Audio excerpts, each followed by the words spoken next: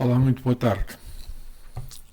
Hoje retorno o estudo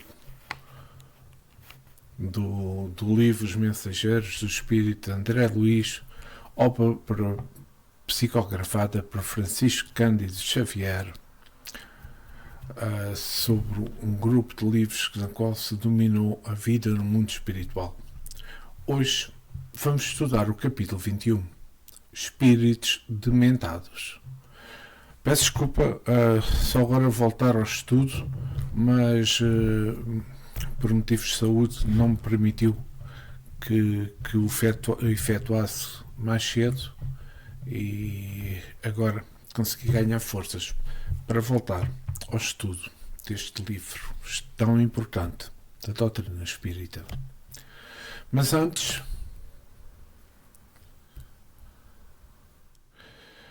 antes quero pedir ao nosso Mestre Jesus, ao mentor deste trabalho, aos nossos guias, para que possamos ter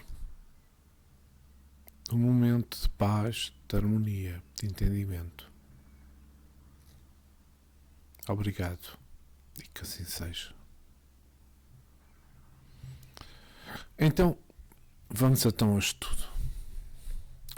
Relembro que no capítulo anterior, estando nós habituados a procurar o céu, estou a falar do capítulo anterior, no capítulo 20, que estudámos, estando nós habituados a procurar o céu sem meios termos, extremamente que existam defesas armadas, fortalezas e vigias, como relata André Luís, mas havendo possibilidade de ataque, é natural que exista defesa. Isso sempre ter a nossa consciência. O nosso pensamento nunca está capacitado para compreender toda a extensão das organizações criminosas no invisível. Mas é aceitável que a realidade das suas existências, as lendas sobre o inferno e as legiões diabólicas dedicadas no domínio de encarnados. Não será difícil acreditar que em algumas modalidades de assistência existam armas também para a defesa dos trabalhadores, com o mesmo fundamento. E vamos então iniciar o estudo do capítulo 21.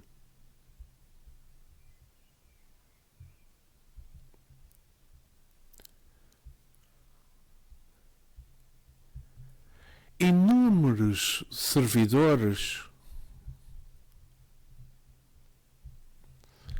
acompanhavam-nos ao serviço, movimentavam carregadores sem conta, conduziam grandes botijas de água, caldeirões de sopa, vasos de substância medicamentosa em galeotas diversas. Mais algum espaço e notei que centenas de entidades se reuniam em vastos albergues. Olhos vagueando e rostos sombrios, parecendo uma assembleia de loucos em manicômio de amplas proporções. Alfredo aconselhou umas tantas providências de serviço à maioria dos técnicos de sopro curativo, os quais se desviaram de nós, rumo às edificações situadas em zona diferente. Gentilmente nos explicava que os benfeitores do Campo da Paz localizavam ali grande número de espíritos enfermos, mais desequilibrados que propriamente perversos. Os doentes que tínhamos sob os olhos permaneciam em melhores condições, já que locomoviam, e muitos deles que já conversam, apesar do desequilíbrio que lhes assinala as palavras e pensamentos. Então, aqui, preparando o texto, no capítulo anterior, tinha falado que todo o aparato defensivo, devido ao Campo da Paz, estava rodeado de espíritos de péssimas qualidades morais que praticavam o mal por prazer, no que toca aos espíritos que se encontravam no interior. Deste posto de socorro são espíritos mais desequilibrados do que perversos, estes espíritos.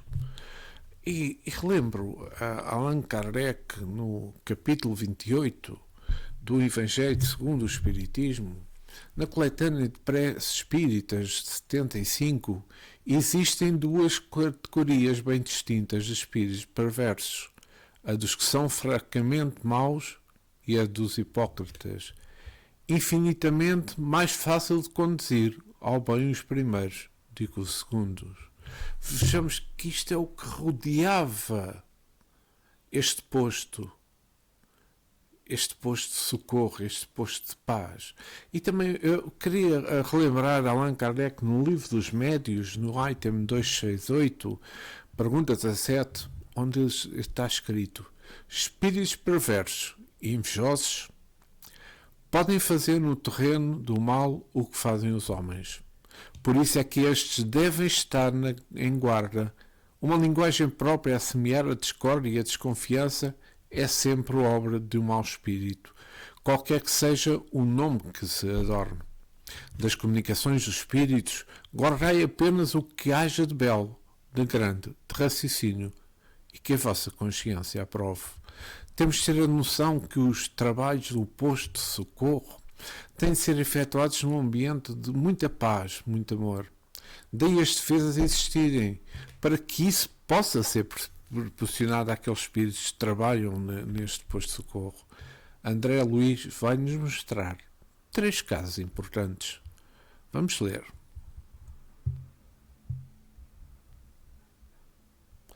Esclarecia-nos sobre as múltiplas obrigações do trabalho de rotina, quando algumas entidades a cercaram respeitosas. Senhor Alfredo, disse um velho de barbas muito alvas, estou aguardando o resultado da minha petição. Em que ficamos quanto às minhas terras e os meus escravos? Paguei bom preço ao Carmo Garcia. Sabe o senhor que venho sendo perseguido durante muitos anos e não posso perder mais tempo. Quando volto para casa, creio esteja o senhor ciente da necessidade de eu voltar ao seio dos meus. Esperam-me a mulher e os filhos. Como excelente médico da alma, Alfredo prestou a maior atenção. E respondeu como se tratando de uma pessoa com bom senso. Sim, Malaquias, você reclama com razão. Mas sua saúde não permite o regresso apressado ao lar. Você sabe que sua esposa, Dona Sinhá, pediu fosse você aqui tratado convenientemente. Creio que ela deve estar muito tranquila a seu respeito. Suas ideias, porém, meu amigo, não estão ainda coordenadas. Temos alguma coisa mais a fazer. Por que preocupar-se tanto assim com as terras e os escravos? Primeiramente a saúde. Malaquias, não esqueça a saúde. E vou parar por aqui, porque neste primeiro caso que André Luiz menciona aqui no livro, trata-se de um espírito que procura Alfredo com a disposição para resolver problemas da sua vida material. Queria voltar para as suas terras, escravos e família. Alfredo, nas suas palavras, está sendo o mais correto possível, com pensamento elevado no bem, nunca condenando Malaquias nem aponta resoluções para este. Mas eu queria abordar aqui, tenho aqui exatamente, a arte da doutrinação se aperfeiçoa com a prática, como acontece com qualquer outra mediunidade, sobretudo se há empenho do doutrinador na aquisição de valores intelectuais e morais. Francisco Tyson nos lembra no prefácio do livro Diálogo com as Sombras as palavras do autor da referida obra: o segredo da doutrinação é o amor. E André Luiz, no livro Mundo Maior, comenta: conhecimento auxilia só por fora, só o amor socorre por dentro. Com a nossa cultura retificamos os efeitos quando possível, e só os que amam conseguem atingir as causas profundas. Emmanuel, no livro Consolador, também nos aborda dizendo, abordando os elevados sentimentos que precisam para ser desenvolvidos por um médio esclarecedor, estabelece uma valiosa diferenciação entre doutrinar e evangelizar, peço perdão. Assim, não basta doutrinar o espírito no sentido de transmitir informações ou ensinar-lhe algo. É preciso evangelizar. Para doutrinar basta o conhecimento intelectual dos postulados do espiritismo. Para evangelizar é necessária a luz do amor íntimo. Na primeira bastarão a leitura e o conhecimento. Na segunda, é preciso vibrar e sentir com o Cristo. Aqui percebemos que as respostas de Alfredo são dadas de forma real e educativa para o espírito. E vamos continuar a nossa leitura. O velho sorriu, como um doente apoiado na firmeza e no otimismo do médico, reconhecendo que as suas observações são justas, mas os meus filhos não se movem sem mim, são preguiçosos e necessitam da minha presença. Mas, doutrinando sutilmente o pobre velhinho, o administrador objetou: entretanto, de onde vieram os filhos para os seus braços paternos? Não vieram das mãos de Deus? Sim, sim, afirmava o ancião, trêmulo e satisfeito. Pois é isso, Malaquias. Chegam instantes da vida em que precisamos devolver a Deus o que a Ele pertence. Além do mais, seus filhos também são responsáveis e, se forem ociosos, responderão pelos males que criarem em torno de si mesmo. Por agora, é indispensável que você se refaça, aclare as ideias e sossegue o coração. Eu vou parar por aqui porque, vamos lá ver, com a insistência que este espírito realça na preocupação da família, dos escravos e da propriedade, é comum num espírito materialista que somente se preocupa, sim, pelos escravos e pelo seu património. Pelo que Alfredo me ensinou anterior, tinha pedidos através da oração da esposa de Malaquias para que ajudassem o seu marido, mas ele estava muito desorientado. E de veras, com os seus bens. O sentimento de posse estava muitíssimo patente e o consumindo Malaquias para que o seu pensamento era somente na posse dos terrenos e dos escravos. Malaquias, não sabendo que já se encontra fora do corpo físico, tenta persuadir Alfredo que, sabendo das suas reais intenções, não se deixe enganar. Alfredo tenta, através das palavras simples, das palavras orientadoras, fazer com que Malaquias se aperceba da sua atual realidade. E aqui eu ia buscar, que eu acho que é importante, que aqui nos meus apontamentos, o Livro dos Espíritos, na pergunta 148, não é de lastimar que o materialismo seja uma consequência dos estudos que deveriam, contrariamente, mostrar ao homem a superioridade da inteligência que governa o mundo. Deve-se daí concluir que são perigosos. E vejam esta resposta do Espírito aferrado. Não é exato que o materialismo seja uma consequência destes estudos. O homem é que dele tira uma sequência falsa, pela razão que de ser dado abuso de tudo, mesmo das melhores coisas. Acresce que o nada nos amedronta mais do que eles queriam que parecesse, e os espíritos fortes quase sempre são antes fanfarrões do que bravos. Na sua maioria só são materialistas porque não têm com que encher o vazio do abismo que diante deles se abre. Mostrais uma âncora de salvação e a ela se agarrarão pressurosamente. Ou, no instante da vida, todos sabeis, o irmão X psicografa sob a psicografia, de Francisco Cândido Xavier, no instante da vida, materialismos e espiritismo, conta que o Dr. Bezerra de Neves orientava no Rio uma reunião de estudos espíritas, com a palavra livre para todos os circunstantes, quando, após comentários diversos, perguntou se mais alguém desejava expressar-se nos temas da noite. Foi então que o renomado materialista, seu amigo pessoal, lhe dirigiu veemente provocação. Bezerra, continuo ateu.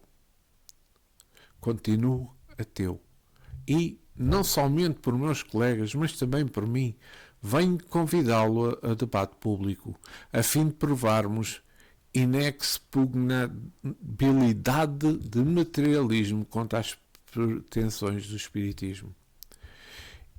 E previno você que o materialismo já levantou extensa lista de médios fraudulentes, de chamados sensitivos que reconheceram os seus próprios enganos e desertaram das fileiras espíritas, dos que largaram em tempos o suposto desenvolvimento das forças psíquicas e fizeram declarações quanto a mentiras e piedosas de que se viam envoltos, dos ilusionistas que operam no nome do poder de imaginários da mente. Com a relação, apresentaremos outro rol de nomes que o materialismo já reuniu. Os nomes de experimentadores que demonstraram a existência de comunicação com os mortos, dos sábios que não puderam verificar fictícias ocorrências da mediunidade, dos observadores encantados que qualquer testemunho da sobrevivência e dos estudos ludibriados por vasta súcia de espertalhões. Esperamos que você e os espíritos aceitem o repto. Bezerra de Menezes concentrou-se em preces alguns instantes e em seguida respondeu, aliando energia e bravura: aceitamos o desafio, mas tragam também ao debate aqueles que o materialismo tenha soerguido moralmente no mundo, os malfeitores que ele tenha regenerado para a dignidade humana, os infelizes das quais hajam desenvolvido o ânimo de viver, os doentes da alma que tenham arrebatado as fronteiras da loucura, as vítimas das tentações cabrosas que hajam restituído a paz do coração, as mulheres infortunadas que terá arrancado ao desequilíbrio, os irmãos desditosos de quem a morte roubou os entes mais caros e cujo sentimento enregelado na dor terá estendido o calor da esperança, as viúvas e os órfãos, cujas energias terá escurado para os caluniados, aos quais terá ensinado o perdão das afrontas, os que foram prejudicados por atos de selvageria social, mascarados de legalidade, a quem haverá proporcionado sustentação para que olvidem os ultras recebidos. E que Bezerra de Menezes continua. E neste ponto da resposta, continuo com vários exemplos mais. E é que neste ponto da resposta, o velho lidador fez uma pausa, limpou as lágrimas que deslizavam no seu rosto e terminou. Bezerra de Menezes diz: meu amigo, se vocês puderem trazer um só dos desventurados do mundo, a quem o materialismo terá dado socorro moral para que se liberte do cipoal do sofrimento, nós, os espíritos, aceitaremos o reto. Profundo silêncio caiu na pequena assembleia, porque o autor da proposição baixou a cabeça. Bezerra, impresso, comovente, agradeceu a Deus as bênçãos da fé e encerrou a sessão. Eu achei que era muito importante e está dentro daquilo que acabei de ler, este pequeno apontamento, mas vamos continuar. Vamos continuar com o estudo. O velho sorriu confortado, mas antes pudesse falar de novo, um cavalheiro, denotando nobre prumo, adiantou-se e exclamou: e a solução do meu processo, Sr. Alfredo? Sinto-me prejudicado pelos parentes de má fé. De minha herança, a minha parte na herança dos avós é cobiçada pelos primos. Segundo já lhe fiz ver, meu cunhão é superior aos demais. Soube todavia que o Visconde de Cairo interpôs toda a sua influência contra mim. Ninguém ignora tratar-se de um velho e grande velhaco. Que não poderá ele fazer com as artimanhas políticas? Está mal informado a meu respeito. O senhor enviou um pedido ao imperador? Já expedi a mensagem, esclareceu Alfredo com carinho fraternal. O imperador certamente levará em conta a solicitação. Entretanto, a demora é muito grande, falou o cavalheiro impaciente, como se estivesse diante de insubordinado vulgar. Mas, meu caro Aristarco, respondeu o administrador muito calmo, acredito que você está sendo experimentado para conhecer a grandeza da herança divina. Que valem os patrimónios terrestres ante os patrimónios imperecíveis. Não pense no que tem perdido. Medite nos bens sublimes que poderá alcançar diante da vida eterna. Esqueça os primos ambiciosos e o Visconde que não o compreendeu. Terão eles de deixar quanto possuem no campo transitório, a fim de prestarem contas à divindade. Nunca pensou nisso? Vamos esperar aqui o texto, porque aqui, nesta parte, como eu disse, eram 3 casos, já vimos um, este é o outro caso, é mais um espírito materialista que reclama por heranças. Mas que Alfredo, com muita calma e sabedoria, fez alertar Aristarco com o valor dos bens materiais no plano espiritual, onde deixam de ter qualquer valor e onde se presta contas à divindade. E Alfredo não deixou de realçar que ele tinha mesmo que refletir sim nos bens sublimes que poderá alcançar a vida eterna. E aqui Alfredo não fala das terras, que são dos primos, e que Aristarco quer ocupar. Nestes casos que vimos, acabam por ser espíritos dementes e desequilibrados. Gosto mais de chamar espíritos alheios ou desconhecedores, pois ainda não sabem que desencarnaram e vivem como tal. Se fizesse uma comparação destes espíritos connosco, encarnados, como estamos vivendo e que o que estamos escolhendo, devemos pensar muito nisso para não desencarnar de semelhante situação. Porque como estamos a ver, este tipo de espíritos poderão acabar por serem espíritos obsessores, se não forem encaminhados para os reais propósitos da vida espirituais. E pergunto, o que são espíritos obsessores? Espíritos obsessores são almas desencarnadas ou encarnadas mesmo, que foram dominadas por sentimentos como ódio, como a tristeza, a infelicidade e hoje vagueiam no mundo astral, atrás de contacto com pessoas mais sensíveis ou que estão fragilizadas de forma espiritual. Achei importante falarmos sobre isto. E vamos continuar com o nosso texto. Aristarco pareceu perder por momentos inquietação. Sorriu francamente e respondeu: é verdade, os tratantes morrerão. Uma senhora mostra-se aflita, pois à nossa frente interpelou a ativa: Senhor Alfredo, peço que não me retenha aqui. O meu marido é nosso próprio adversário. Prometeu perseguir as filhas. Tão logo me ausentasse de casa. Aqui permanecendo, estou certo que ele nos dissipará os bens, desmoralizar-nos-á o nome. Por favor, autorize o meu regresso. O coração me diz que as minhas filhas estão desesperadas, convencendo-me cada vez mais de que a minha moléstia teve origem neste estado de coisas. Alfredo, mais uma vez. Já sei, minha irmã. Respondeu o nosso amigo Alfredo com a mesma solicitude. No entanto, que adiantaria regressar?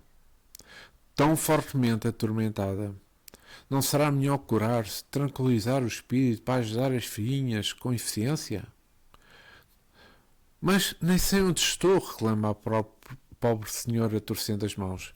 Creio que me tenham trazido ao fim do mundo para tratamento de uma simples perda de sentidos. Todavia, ninguém a maltrata, disse o interlocutor bondosamente. E seu caso não é tão simples como parece. Tenha calma.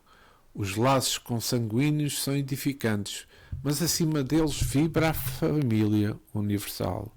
Olhem que aqui estamos a falar já do terceiro caso que André Luís demonstra neste capítulo. Uma mulher que tinha a intenção de envenenar o seu marido para ficar com a parte dos seus bens. Ou seja, é um espírito que mente a si mesmo. Logo, ela entra também dos grupos dos espíritos dementes. Ela mente sobre os seus próprios atos. Nós encarnados poderemos ser e crer tudo, mas nada serve mentir quando chegamos ao outro plano. Temos de procurar viver com lucidez nos nossos atos, nos nossos pensamentos, relações, e somente assim poderemos chegar ao outro plano da vida sem problemas como estes três espíritos aqui mencionados, que estes três casos. O verdadeiro espírito aceita todas as consequências da imortalidade da alma. Neste capítulo, o tema são espíritos dementados. E a demência começa logo com o espírito a mentir sobre si próprio, ou a tentar enganar Alfredo, que conhece muito bem a situação de cada um deles. E vamos continuar com o nosso texto. Há criaturas suportando fardos muito mais pesados do que o seu. Aprenda, enquanto esteja em suas possibilidades, a desfazer-se de aquisições passageiras para ganhar os eternos bens. A infeliz não sorriu como os outros. Fechando-se em sombria catadura, afastou-se pesadamente, olhos fulgurantes de cólera, como se a mente estivesse cravada muito longe, incapaz de qualquer compreensão. Adiantaram-se outros enfermos, mas o administrador falou em voz alta. Não posso atender a todos neste momento. Depois da manhã serão recebidos para explicações. E voltando para nós, esclareceu e sorriu. No círculo carnal, seriam todos absolutamente normais. No entanto, aqui são verdadeiramente loucos. São desencarnados que por muito tempo se agarram a problemas inferiores. Reclamam providências, sem falar no ensejo de iluminação que menosprezam, acusando os outros sem relacionarem os seus próprios erros. Aqui,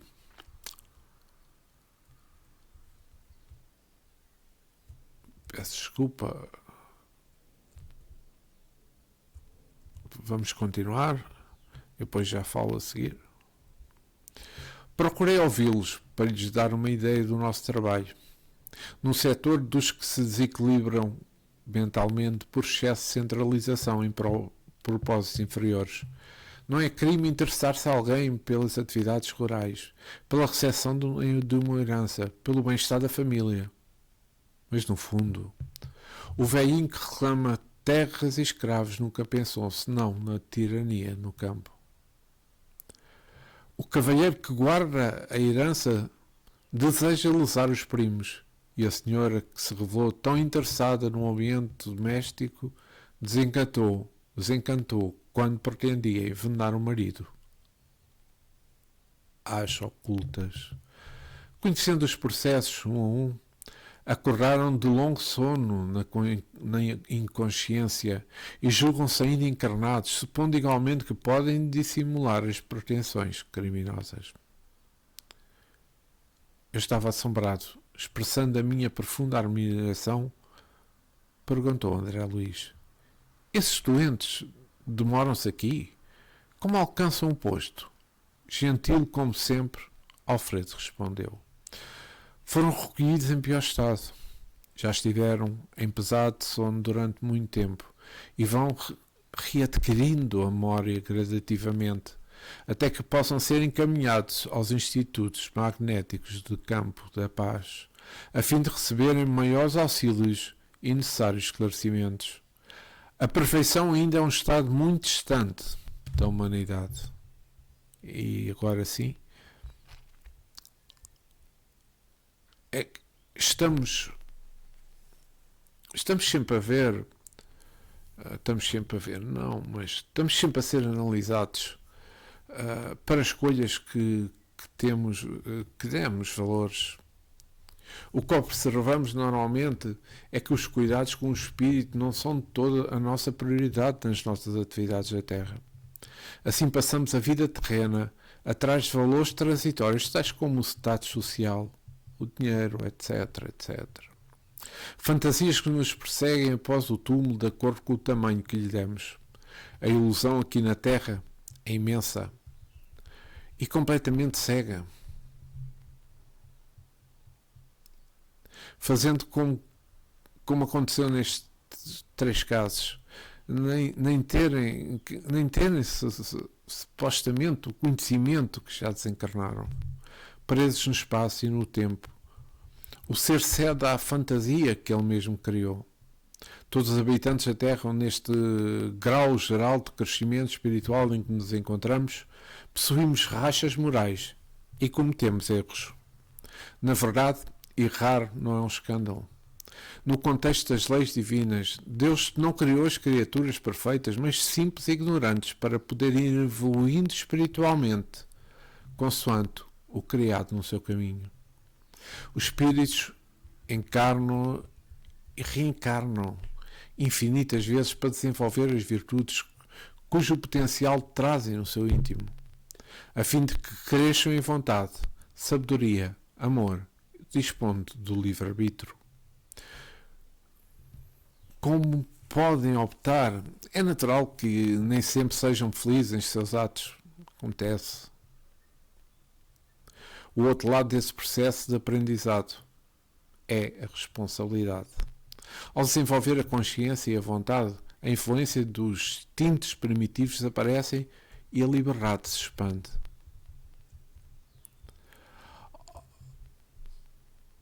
A criatura torna-se cada vez mais responsável pelos seus atos e pensamentos.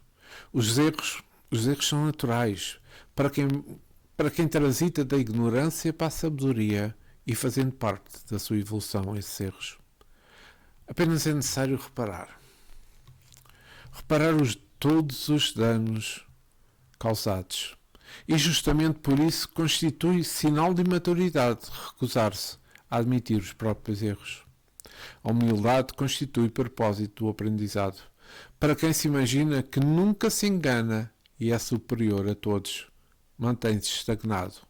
E para entrar em sintonia com a vida, impõe-se esforçar-se para a lei do progresso. Meus amigos, reflitam. Acusar os outros sem ver os nossos próprios erros. Uma pequena frase, excelente para podermos refletir. Repito, acusar os outros sem ver os nossos próprios erros. Nós ainda vamos a tempo de podermos retificar, de podermos colmatar estes erros e podemos, quando chegamos ao plano espiritual, temos uma vida melhor. Uma vida digna. Uma vida que é a nossa verdadeira vida. A mentira, como dizemos aqui, tem perna curta. A verdade é eterna. Não é fácil por vezes, porque muitos destes espíritos vêm de reencarnações em que erraram muito. Mas nós estamos aqui na Terra neste momento porque também erramos muito. E estamos aqui na Terra nesta reencarnação tentando retificar alguns erros que cometemos. Porque não nos lembramos de quais foram. Mas temos uma pequena noção, uma pequena luz, que nos indica o caminho que nós devemos seguir. E se errarmos, retifiquemos ainda neste mundo. retifiquemos ainda nesta encarnação. E assim chegamos ao fim do capítulo 21. Quero agradecer a todos que estiveram comigo no estudo deste capítulo. Espero que tenha interessado a forma como apresentei este capítulo. Mas antes, quero agradecer ao nosso irmão, ao nosso Mestre Jesus, ao nosso guia espiritual, ao mentor deste trabalho.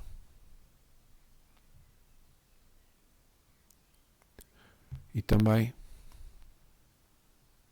aos nossos guias espirituais, por um instrumento que nos proporcionaram. Obrigado. E que assim seja.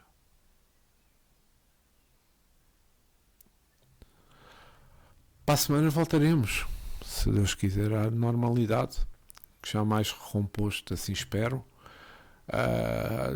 Voltaremos à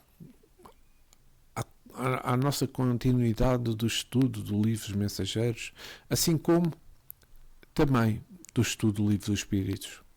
Obrigado por me terem acompanhado. Um bem-aja, muita paz, muito amor para todos.